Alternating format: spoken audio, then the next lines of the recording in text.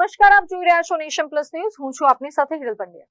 વડોદરા નજીક ઉંડેડાની રિલાયન્સ ટાઉનશીપમાં રહેતી પરણિતાએ સાસરિયાના ત્રાસથી જીવન ટૂંકાવી લીધું હોવાની ઘટના સામે આવી છે, જેમાં પરણિતાના પગ પર પેનથી લખેલી સુસાઇડ નોટ પણ મળી આવી છે. મૂળ ઉત્તર પ્રદેશના અને રિલાયન્સ કંપનીમાં એન્જિનિયર તરીકે ફરજ બજાવતા સુધીર કુમાર અનેક સિંઘના લગ્ન વર્ષ 2023માં સીમા સાથે થયા હતા.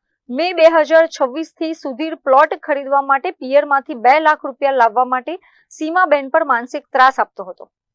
એટલું જ નહીં, સસરા અનેક સિંહ અને સાસુ શીલાદેવી પણ સુધીરને ઉશ્કેરતા હતા. પરણિતા પિયરમાં વાત ન કરી શકે તે માટે સુધીરે સીમાના ફોનમાં પરિવારજનોના નંબર પણ બ્લોક કરી દીધા હતા.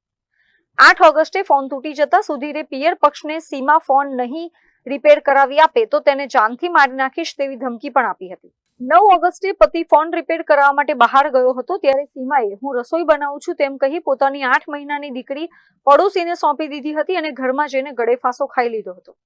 એસએસજી હોસ્પિટલમાં પોસ્ટમોર્ટમ દરમિયાન સીમાના પગ પર પેનથી લખેલી સુસાઇડ નોટ મળી આવી હતી, જેમાં તેણે લખ્યું છે કે मैं जा रही हूँ दुनिया से, पति अपने घर वालों को खुश रखे, मैं सहन नहीं कर पाई पिटाई.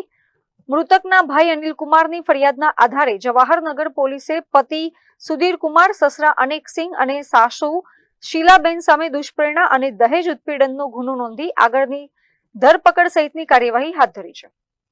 જીતેન્દ્રસિંહ રાજપૂત સાથે Chirag Patel, nation plus news, Vadodara.